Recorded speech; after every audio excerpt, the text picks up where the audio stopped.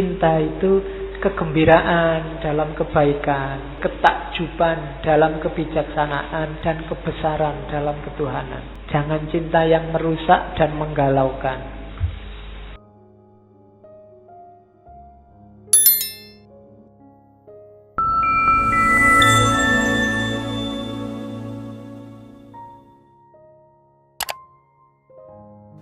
Oke, bismillah. Assalamualaikum warahmatullahi wabarakatuh. Bismillah. Mari kita lanjutkan ngaji filsafat kita. Platonic love itu cinta jenis kedua tadi. Cinta platonik biasanya dilawankan dengan cinta romantik atau cinta erotik. Cinta yang erotik itu cinta yang jenis pertama. Jadi platonic love itu apa? Cinta yang tanpa hasrat jasmania. Ini universal. Kamu bisa ketemu siapa saja, bisa orang yang paling kamu cintai, meskipun kamu nembak ditolak, tapi tetap kamu cintai dan kamu memberikan kebaikan dan mengambil kebaikan dari cintamu. Itu namanya platonic love. Ya, analoginya ceritanya Eros. Eros ini kan anaknya Afrodit. Satu ketika Eros ini jatuh cinta sama Psyche. Psyche ini ya dewi juga, perempuan yang cantik luar biasa, yang bikin Afrodit iri. Karena Afrodit iri, dia pacarnya anaknya sendiri. Sama Afrodit dikutuk bahwa Psyche ini dikutuk untuk jatuh cinta sama laki-laki lain selain Eros yang jauh lebih jelek dari Eros. Ya karena yang ngutuk Dewi, kutukan itu kejadian. Meskipun Eros dan Psyche ini saling mencintai, tapi akhirnya berpisah. Karena Psyche, katanya Eros sudah jatuh cinta sama laki-laki yang lain. Tapi meskipun mereka jauh, cintanya tetap hidup. Jadi terpisah secara fisik, tapi cintanya tetap hidup. Nah, itu nanti jadi inspirasi Plato untuk menggagas namanya platonic love. Cinta platonik. Jadi di level cinta platonik ini kamu gak perlu khawatir. Kamu boleh jatuh cinta sama siapa saja. Ditolak apa diterima, itu tidak ada urusan dengan itu. Terserah lah, kamu milih di TV artis yang paling cakep, yang kamu senangi. Kalau pengen cinta ya cinta aja. Temanmu di kelas yang sudah punya pacar, kamu suka aja. Tidak masalah, gak ada urusan sama fisik, diterima atau ditolak. Itu namanya platonic love. Platonic love ini nanti yang dijelaskan panjang lebar di simposium. Kita lihat penjelasannya. Oke, kayak gimana sih karakternya? Antara lain dijelaskan dalam Phaedrus. Platonic love itu cinta tanpa keterikatan emosional. Itu kalimatnya agak ngeri. Lebih baik mencintai seseorang yang tidak mencintai kita, atau tidak usah dipedulikan dia cinta atau tidak pada kita. Kenapa? Kalau kita cinta seseorang terus dia juga cinta pada kita, maka akan lahir keterikatan. Keterikatan emosional. Dan keterikatan ini sumbernya sumpek, sumbernya galau. Jadi jangan sampai lahir keterikatan. Kalau dalam agama kan ya keterikatan cuma sama Allah.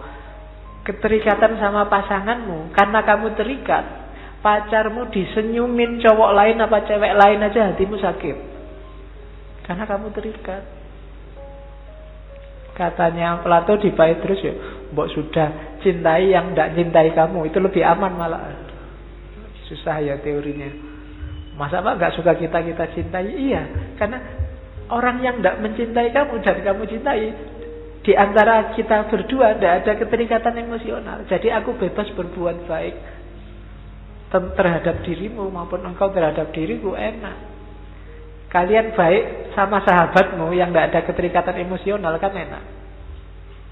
Kamu bebas melakukan apa aja dan tidak mungkin sedih. Yang bisa berkhianat kan orang yang punya keterikatan emosional sama kita. Kalau sudah jadi pacar, ngobrol sama cowok lain, kamu sebut pengkhianat. Tapi kalau nggak pacar, ya terserah dia ngobrol sama siapa saja, kan nggak ada pengkhianat.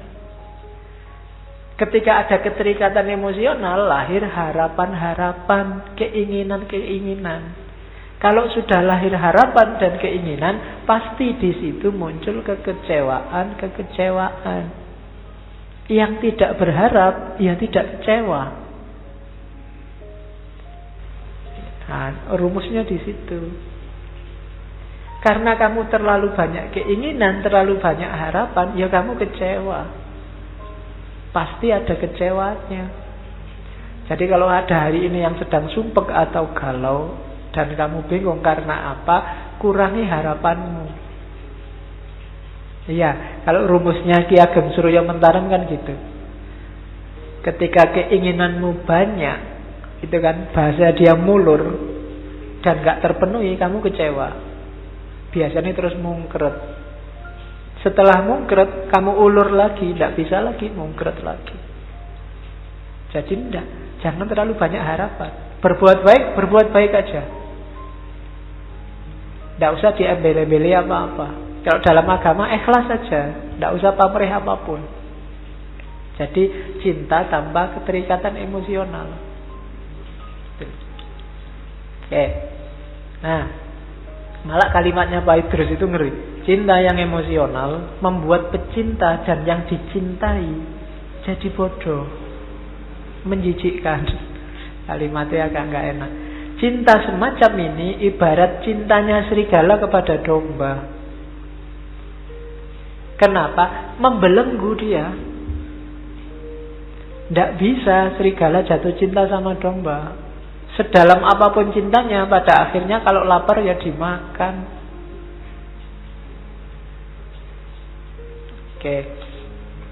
Jadi jangan ada keterikatan emosional. Suka boleh, tapi tidak usah bikin komitmen macam-macam. Nggak usah terlalu dalam secara emosi. Bikin komitmen tidak apa-apa wis. Asal jangan emosional. Ketika ada keterikatan emosional, maka muncul takut kehilangan. Akhirnya tergantung. Susah kan kalau sudah tergantung. Ayo, jangan gitu. Kalau gitu tak putus loh. Oh ya, ndak. Ya kan sudah, kamu tergantung sudah. Tiap hari kamu nggak bisa tenang. Diancam, diputus terus. Nggak jemput aku, telat 5 menit tak putus. Wah, sumpah tiap hari kamu tergantung.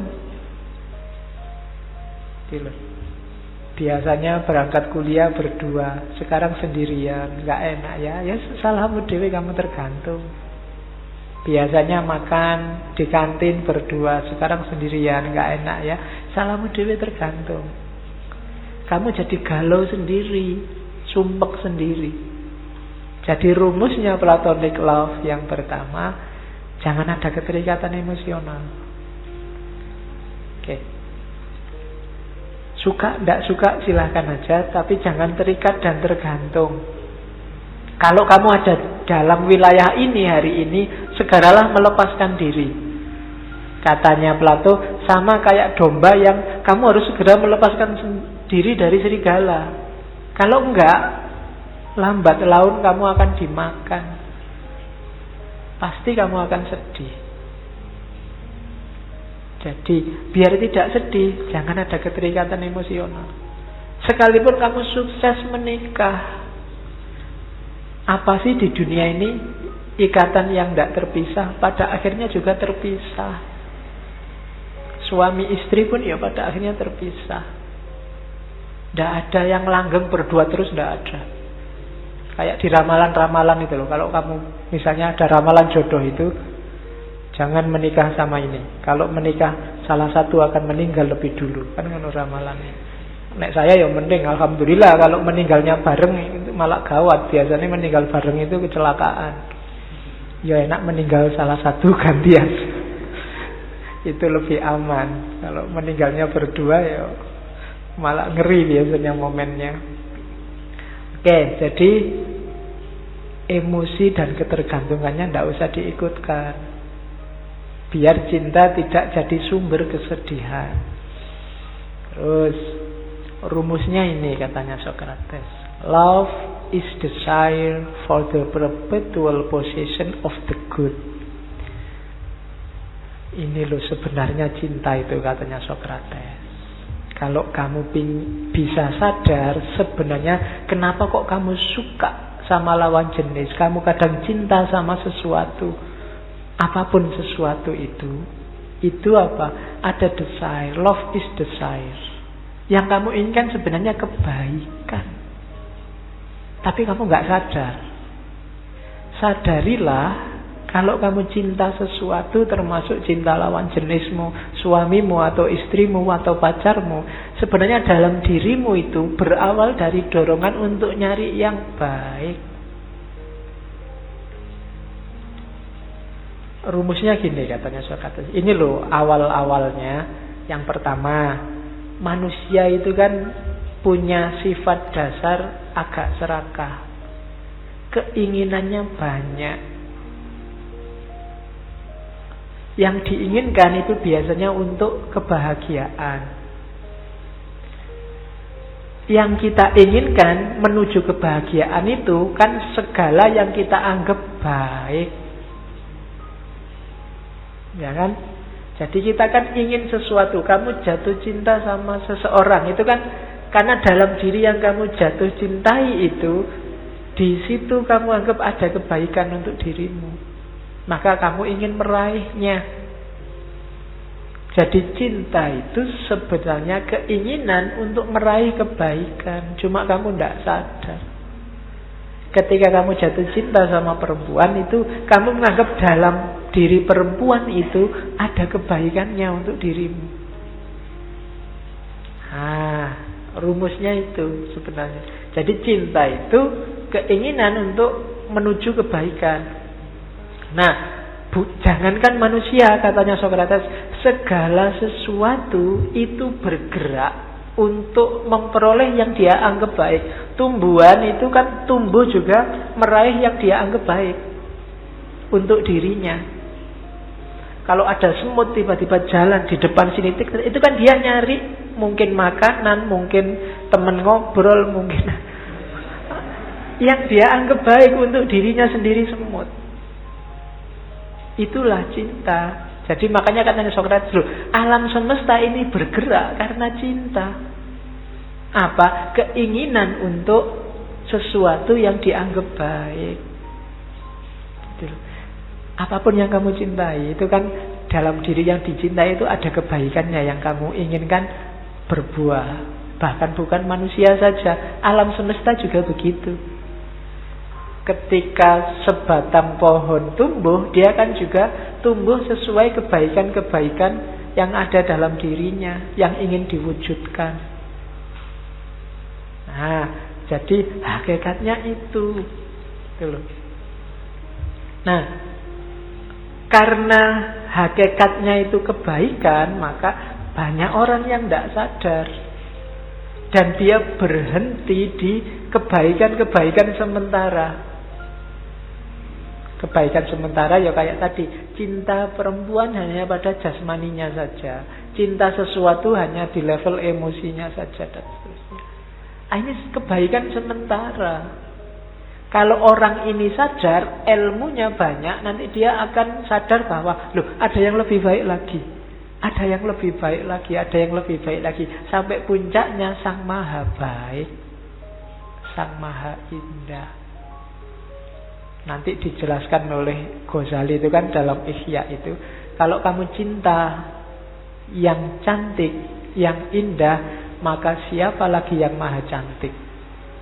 Kalau kamu cinta pada yang bisa membantumu, bisa memenuhi keinginanmu, kalau kamu sadar siapa sih di dunia ini yang paling mampu memenuhi keinginanmu, kalau bukan dia. Kalau kamu cinta pada dan seterusnya, itu nanti di Ihya-nya Ghazali. Jadi cinta itu keinginan untuk menemukan kebaikan untuk hidupmu. Dan kalau kamu sadar, kebaikan itu tidak cuma itu. Harus kamu lampaui keterikatan fisik, keterikatan emosional tadi. Oke, ini saya sisipkan sebentar. Apa sih baik dan indah itu? Kalau di Plato, baik dan indah itu adalah sesuatu. Baik dan indah itu harmoni, keindahan itu harmoni. Harmoni itu apa? Harmoni sesuatu yang lahir dari hubungan yang pas. Harmonis itu namanya. Hubungan yang pas itu apa? Segalanya bermain pas sesuai proporsinya. Itu indah. Laptop itu ada di sini, di depanku. Mikrofonnya di sini, tehnya di sini. Ini kan kalau dalam bahasa itu harmoni, pas. Dia main sesuai perannya masing-masing. Kalau saya ngomong di sini, laptopnya di sana, terus mikrofonnya di belakang sana, lah sumpek aku kalau mau ngomong harus ke sana-sana. Nggak pas, nggak harmonis. Jadi, maka harmoni itu apa? Ketika variabel-variabel yang ada memainkan peranannya secara pas dan proporsional. Hakim ya jadilah hakim yang benar, yang gubernur jadilah gubernur yang benar, ulama ya jadilah ulama yang benar. Itu harmoni. Jadi harmoni itu bukan kok tenang, damai, nggak ada masalah, enggak. Harmoni itu ketika semua unsur main sesuai perannya masing-masing secara proporsional. Itu loh. Yang politisi ya jangan jadi ulama. Yang ulama ya jangan jadi pemain bola. Yang pemain bola ya jangan jadi gubernur. Yang artis ya jangan jadi, dan seterusnya. Mainkan sesuai porsinya masing-masing. Di situ lahir harmoni. Kalau harmoni lahir, di situlah ada keindahan.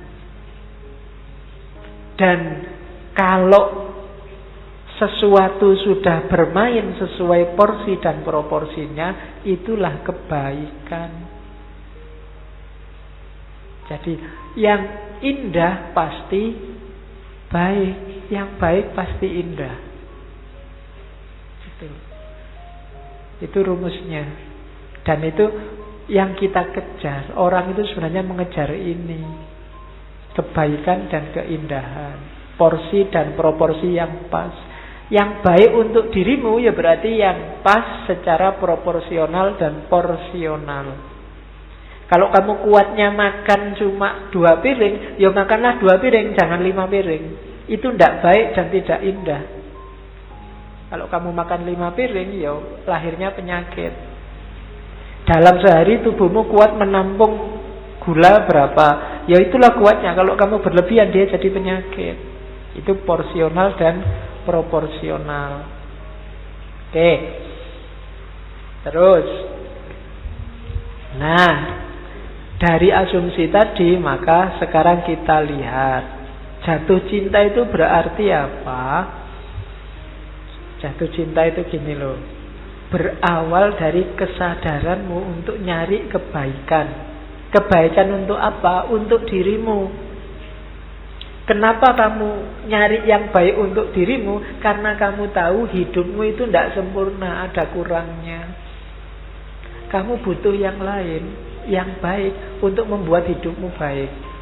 Kesadaran inilah yang membuatmu jatuh cinta pada yang di luar dirimu. Kenapa kamu nyari pacar yang lembut? Karena aku sadar, Pak, diriku ini kasar. Kok kamu nyari yang cakep-cakep? Saya jelek, Pak. Ya, nyari yang indah. Orang itu selalu nyari yang dia tidak punya. Nah, jadi yang dia anggap baik untuk dirinya karena dia sadar dalam dirinya ada kekurangan-kekurangan. Oke. Nah, oleh karena itu apa? Hakikatnya orang jatuh cinta itu dia harusnya kalau dia jatuh cinta hidupnya semakin baik. Kenapa? Karena kekurangannya dilengkapi, disempurnakan oleh yang dicintai. Karena punya pacar yang sangat sabar, sedangkan kamu aslinya pemarah, lama-lama kamu nggak pemarah lagi, belajar dari pacarmu. Disitulah harusnya orang jatuh cinta. Jadi jatuh cinta itu jangan saling mendikte, tapi salinglah terbuka untuk belajar, untuk saling bikin lebih baik. Itulah cinta.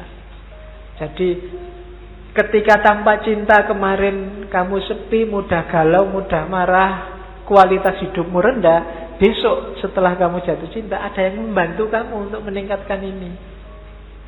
Ya cinta nggak cuma sama pacar, mungkin sama guru, sama teman. Bersama-sama mewujudkan kualitas hidup yang lebih baik. Maka nggak usah takut Pak, jangan-jangan kalau saya pacaran musyrik Pak, Allah jadi nggak nomor satu lagi loh. Caranya jangan begitu. Bersama-sama pacarmu berdua, nomor satukanlah Allah. Bersama-sama orang tuamu, mengesahkan Allah, menjalankan perintahnya. Jadi nggak kok terus menyembah orang tua, menyembah pacar, nggak kok terus menuhankan kiai, tidak begitu. Bersama-sama kiaimu kamu, karena cinta pada ustadzmu, pada kiaimu, kamu belajar untuk semakin dekat sama Allah. Karena kalau kamu sendirian, kamu tidak bisa mendekat sama Allah, kurang ilmunya, dibantu oleh kiai. Jadi cara berpikirnya begitu. Bukan kok kiai kok dijadiin Tuhan, pacar kok sampai segitunya, kayak enggak. Bukan dengan cara kamu punya pacar terus Allahnya hilang, tidak begitu harusnya. Justru dengan punya pacar, dulunya kamu malas ke masjid, sekarang rajin ke masjid. Kenapa? Pacarnya yang nyuruh, tidak apa-apa. Jadi kemarin malas ngaji, sekarang rajin ngaji. Kenapa? Ada yang diincar di antara yang ngaji misalnya. Ya tidak apa-apa. Nah, jadi situasi jatuh cinta itu arahnya ke situ, ke hidup yang semakin baik. Karena hakikatnya jatuh cinta itu kamu sedang nyari yang baik untuk hidupmu. Oke, nah tempuhlah jalan ini akhirnya, katanya Plato. Gini loh, biar kamu bisa naik kelas dalam cintamu. Jadi jalan cinta itu yang pertama tidak apa-apa wis, diawali dari fisik. Cinta hanya pada satu orang.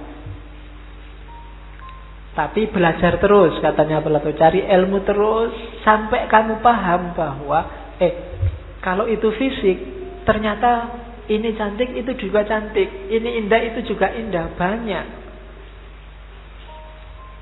Nah, karena itu apa? Kalau sudah kamu sadar kecantikan itu banyak, tidak bisa didasarkan pada jasmania, naiklah kelas. Jangan jatuh cinta lagi hanya pada satu yang indah, tapi jatuh cintalah pada semua keindahan. Ini levelmu naik lagi, sudah bukan lagi pacaran fisik kayak yang diinginkan oleh Socrates. Terus level ketiga, sadarilah ternyata ketika kamu jatuh cinta pada semua keindahan, ternyata sadarilah keindahan rohaniah itu ternyata jauh lebih indah daripada keindahan jasmania. Jadi jatuh cinta pada satu orang, jatuh cinta pada semua yang indah, dan sekarang jatuh cinta pada sifat keindahan, sifatnya jiwa. Dari sini maka, dari situ kalau di uraiannya Plato, maka kamu akan cinta pada masyarakat, keindahan sosial, keindahan moral. Itu kan sifatnya keindahan jiwa. Termasuk indahnya ilmu, indahnya pengetahuan.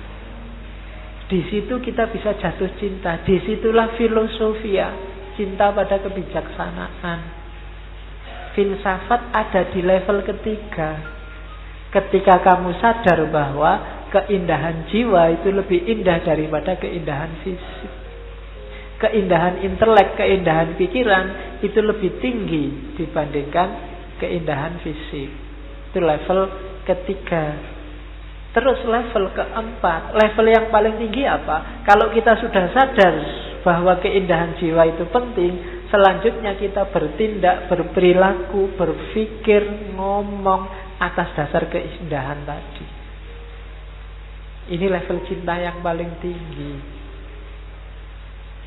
Pikiran kita, kata-kata kita, keyakinan kita, perbuatan kita, semua atas dasar keindahan yang sudah kita pahami.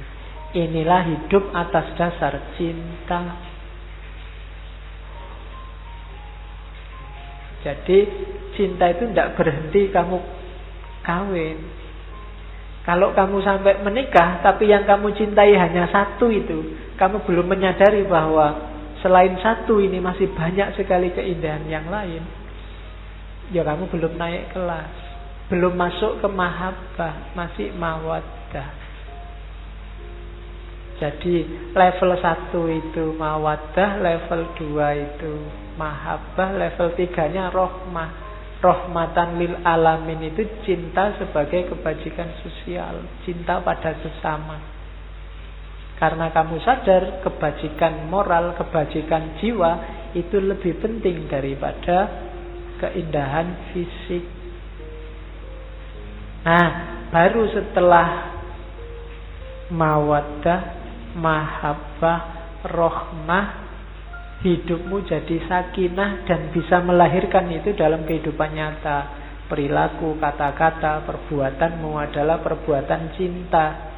Buahnya pasti rahmatan lil alamin. Jadi untuk bikin hidup ini penuh rahmat itu kan bahasa lain dari penuh cinta. Cinta kita harus naik kelas, tidak berhenti pada level fisik, juga tidak mengandalkan jumlah. Yang kedua itu kan jumlah. Jadi semuanya indah itu kan jumlah. Tapi naik ke level ketiga, terus diwujudkan di level keempat. Itulah jalan cinta. Nah, kalau kita sudah punya cinta yang semacam itu, maka cinta kita akan jadi faktor pengembangan diri. Cinta membuat kita lebih baik, lebih baik, lebih baik terus. Bukan cinta yang jadi sumbernya galau. Bukan cinta yang bikin kita sumpek. Bukan kita yang jadi sumber masalah. Tapi cinta yang meningkatkan kualitas hidup. Cinta yang tidak egois, cinta yang tidak aku.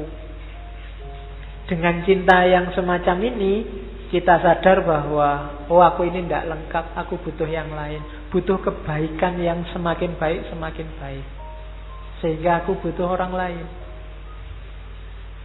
Nah, ini di kalimat terakhir itu saya sebut teori ini antitesis dari yang bilang bahwa kalau kamu jatuh cinta, biarkan pasanganmu apa adanya.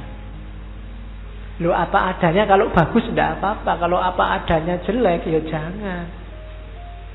Harus semakin bagus. Kalian berdua harus semakin baik, semakin baik. Ku hargai dirimu apa adanya. Meskipun kamu tukang bohong ya tidak apa-apa, bohong aja sesuai jati dirimu. Ya tidak begitu. Kan sekarang banyak teori yang bilang bahwa kalau kamu mencintai, biarkan dia apa adanya, jangan dipengaruhi. Ya kalau pas baik semua sih tidak apa-apa. Tapi kalau ada yang jeleknya ya jangan. Jadi cinta itu saling memberdayakan untuk pengembangan diri. Oke. Ya, sudah jam 10. Ada beberapa, kalau Plato itu kaya kutipan karena tulisannya banyak. At the touch of love, everyone becomes a poet. Kalau sudah jatuh cinta, setiap orang akan jadi sastrawan. Ya, cirinya gampang sekarang. Kamu cek ya Facebooknya teman-temanmu. Ketoke kok jomblo, kok tiba-tiba nulis puisi-puisi tiap hari. Jangan-jangan sedang ada yang diincer. Karena at the touch of love, everyone becomes a poet. Jadi sastrawan. Tapi tidak apa-apa lah. Paling tidak kan bisa melahirkan puisi meskipun ditolak. Oke. Terus, there are 3 classes of men. Urusan cinta-cintaan manusia terbagi 3. Lovers of wisdom, lovers of honor, and lovers of gain. Jadi yang paling awal levelnya paling tinggi. Silahkan kamu cermati dirimu masing-masing. kamu itu pecinta kebijaksanaan atau pecinta kehormatan, status sosial, ataukah pecinta pemerolehan. Pemerolehan itu ya tidak cuma harta. Pemerolehan itu punya pacar banyak, dapat pacar apa, berapa, dan seterusnya. Itu kan pemerolehan. Kalau kamu hanya fokus di sini, yaitu levelnya level paling rendah, lovers of gain, pencapaian-pencapaian. Ada yang lovers of honor, kehormatan, yang dicintai statusnya. Ada yang lovers of wisdom, pecinta kebijaksanaan. Jadi nanti di teorinya Socrates dan Plato kemarin kan, level kebijaksanaan paling tinggi itu adalah filsafat. Level cinta paling tinggi juga adalah filsafat. Lovers of wisdom. Itu 3 kelas manusia. Love is the joy of the good, the wonder of the wise, the amazement of the gods. Cinta itu kegembiraan dalam kebaikan, the wonder, ketakjuban dalam kebijaksanaan, dan kebesaran dalam ketuhanan. Cintamu coraknya harus ini. Cinta yang gembira, cinta yang menakjubkan, cinta yang mengagumkan. Jangan cinta yang merusak dan menggalaukan. Oke. Ini tidak ada hubungannya sama cinta, cuma untuk nyindir hari ini aja. Wise men speak because they have something to say. Fools because they have to say something. Orang bijaksana itu mereka ngomong kalau merasa ada yang penting untuk diomongkan. Kalau enggak ya diem aja. Enggak usah posting-posting, enggak usah nyebar-nyebar, enggak usah share-share. Tapi orang bodoh itu mereka ngomong, mereka share karena merasa butuh untuk share, butuh untuk ngomong. Daripada grupnya sepi, tak share nah itu fools. Enggak ada gunanya ngomong, mbok ya jangan ngomong.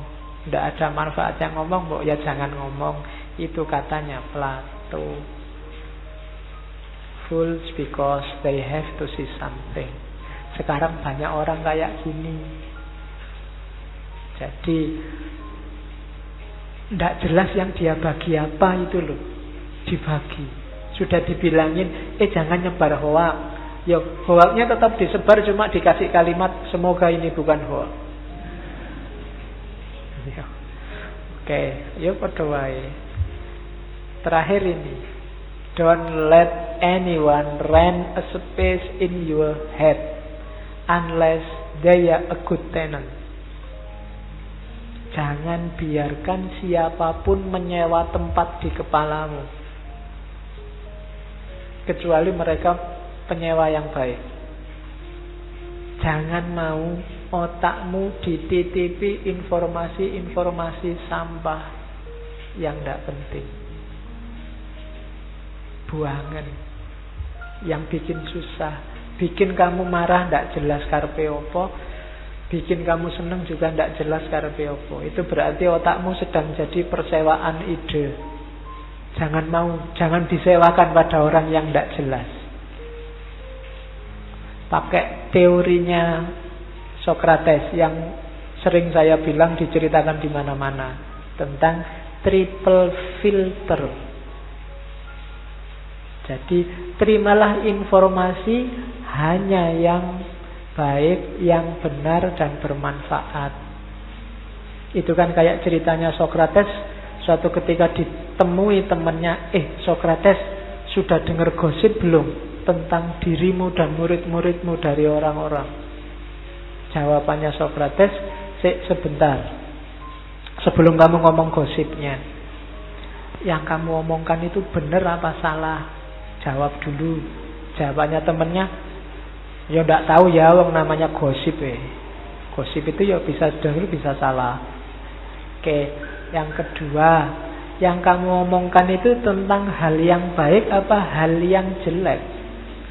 Ya namanya gosip itu biasanya tentang yang jelek-jelek, yang baik-baik ya ndak jadi gosip.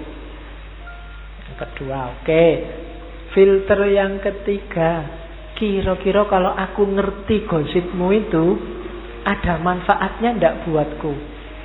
Jawabannya temannya, ya kelihatannya ndak sih, kamu sudah pinter apa-apa ngerti, ndak ada manfaatnya, mungkin buat apa juga. Terus jawab, loh kalau gitu kamu ndak usah ngomong.